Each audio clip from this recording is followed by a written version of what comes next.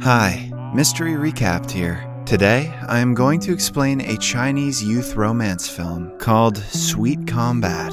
Spoilers ahead, watch out, and take care. In the opening scene, we are introduced to Fang Yu, the best female MMA fighter in the state. She has only recently started taking part in official matches, but has had an unbeatable record.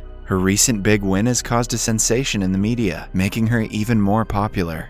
A flashback shows us Fang Yu telling her wealthy businessman grandfather that she wants to be a fighter. She was always expected to help the family business growing up, hence, her grandfather was very disappointed. Then, we are introduced to Ming Tian, a young man living in Macau. He has two younger siblings currently studying in middle school. The kids are Ming Tian's responsibility since their mother abandoned them and their father passed away. His brother loves watching MMA fights on TV, and his favorite fighter is Fang Yu, who he refers to as the Queen. To earn for his younger siblings, Ming Tian had to drop out of college and start working as a delivery guy at a local restaurant. Currently, he is trying his best to get into a college with a decent scholarship to continue his education.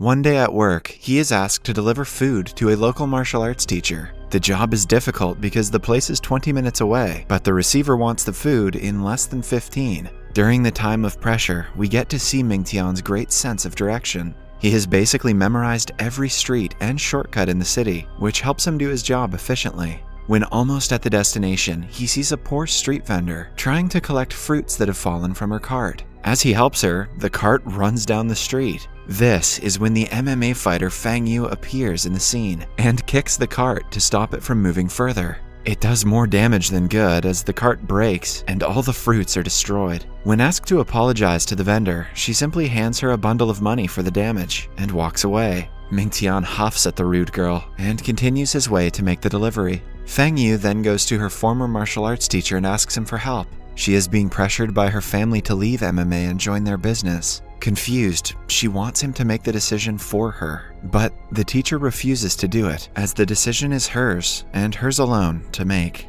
Just then, Ming Tian arrives, revealing that the customer who ordered the food is also the martial arts teacher. He and Fang Yu look at each other, but do not share a word before going their separate ways. On his way to the restaurant, Ming Tian gets an email from a college, offering to provide him a 70% scholarship. However, the college is in another state. He is confused if he should move for his education or stay, because his siblings are already accustomed to their life in Macau. To solve the dilemma, he goes to a wisdom fountain and asks the universe to show him the way. At the same time, Fang Yu is on the other side of the fountain, doing the same. They think for a while and come to a decision. Fang Yu decides to go through with her fighting career, while Ming Tian plans to move to another state. Ming Tian's boss is a kind man who helps him with the moving process and provides him a job as a delivery guy in the place he is moving to. He even offers Ming Tian money and resources if he needs them.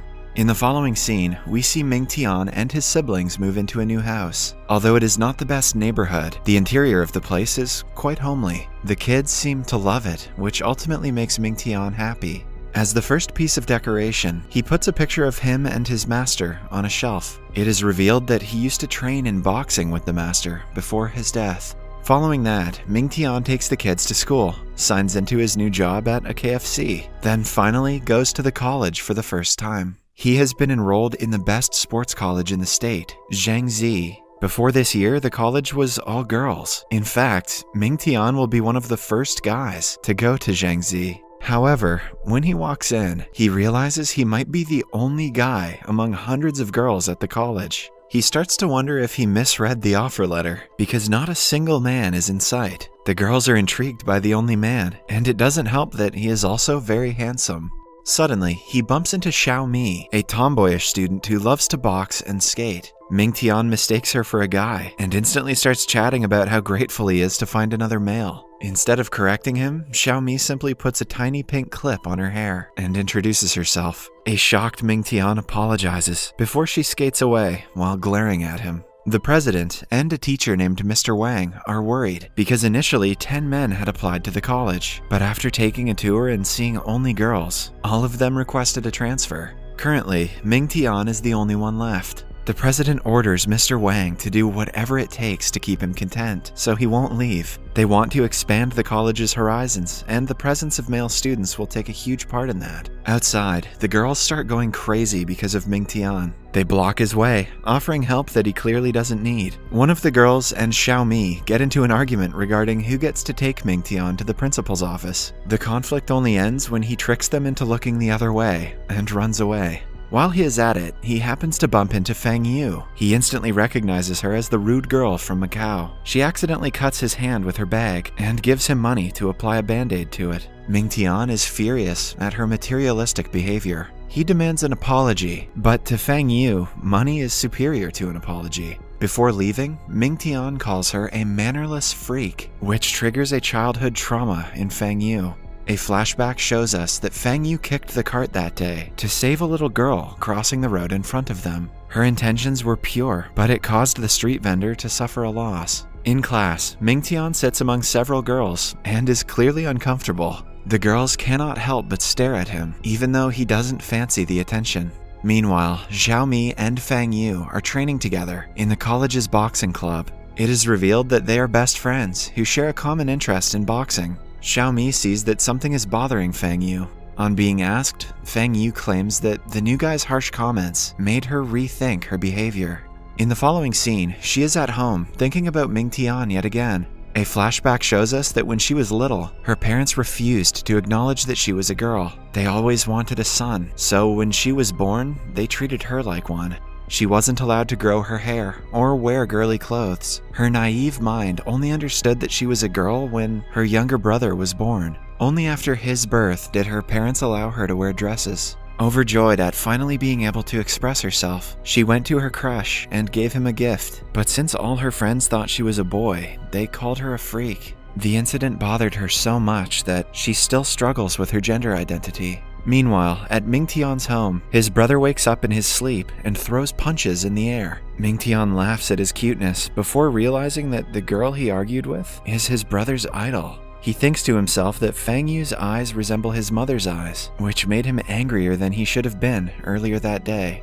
In college, Mingtian is continuously bothered by the girls, so much so that he can hardly concentrate on studying. The president and Mr. Wang, on the other hand, are overjoyed that he agreed to stay, but Mingtian is planning to transfer to another college, even though they provide less percentage of tuition scholarship.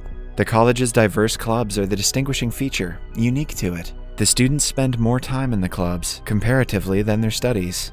In the clubs, their talent and skills are polished and showcased at an international level. Some girls take boxing, some take taekwondo, some gymnastics, and so on. Fang Yu and Xiaomi are in the boxing club. The freshmen are encouraged to take a tour of all the clubs to choose one that they would like to join. During the tour, Mingtian checks out the boxing club and finds Xiaomi and Fang Yu fighting. He is mesmerized by Fang Yu's skills that are very similar to his master's. He assumes that she must have trained with the same master, but dismisses the thought. The girls force Mingtian to be in their clubs and even fight each other for the same reason. To get rid of them, Mingtian disregards his interests and decides to join the swimming club, the one with the fewest members. He confidently goes to the pool and takes a dive, waiting for the instructors to arrive. But strangely enough, the pool is filled with several fish. A woman informs him that the club has been disbanded due to low enrollment, and the swimming pool has been modified into an ecological pool. This is the last straw for Mingtian. He decides to transfer to another college, even if it means paying more tuition fees. He brings his concern to Mr. Wang, who begs him to stay. He even takes a picture of Mingtian to put its silhouette in front of the men's bathroom being constructed down the hall. But the honor isn't enough to make Mingtian stay. When he repeatedly requests, Mr. Wang reveals that the transferring process is quite easy. He will have to fill out a form and post it to the college's filing box. Mingtian does as told, but is faced with a slight problem when he goes to post the form. A group of women who claim to be the first graduates of the college stops him. They have been unofficially appointed by the president to stop Mingtian from getting to the filing box. The trained women easily defeat him and send him back to Mr. Wang's office. The teacher refuses to let Mingtian transfer, but offers him a more appealing deal. He promises to extend his student loan payment period to 30 years with 0 interest. Mingtian will be studying for free if he takes the deal. With his current financial condition, he doesn't want to miss such an opportunity. Still, the pressure of being the only guy among hundreds of girls is too much for him. He decides to consider the idea. Later, Mingtian goes to a bathroom to change, but it turns out to be women's. He bumps into a naked Fang Yu, who kicks him to the ground. As the two argue, Xiao Mi barges in and assumes they were doing something fishy. The two dismiss her before Mingtian walks away. In the following scene, we see Xiao Mi, Fang Yu, and their rival from the Taekwondo class at an ice cream parlor, arguing about who gets the last scoop of the strawberry flavor. Meanwhile, Mingtian is on his way to deliver food when he notices a bully dragging a kid across the street. He helps the kid run away, but is in turn caught by the bullies. They take him to a field and threaten him until the girls arrive on the scene. Initially, they try to solve the problem by talking, but when the bullies start getting handsy, they get into a fight. After a long and entertaining struggle, the girls and Mingtian manage to chase them away. Mingtian is beyond grateful to them and befriends them after the incident. Because of the girls, college life doesn't seem that bad to him. Even though he might face problems on the way, he decides to terminate his transfer and stay at Jiangxi. The very next day, he accepts Mr. Wang's offer, much to the teacher's delight. With his new friends and added advantages, Mingtian hopes to have a smooth college life for the next 4 years. Subscribe for more videos like this, turn on notifications, and leave a like to help the channel out. Thank you for watching.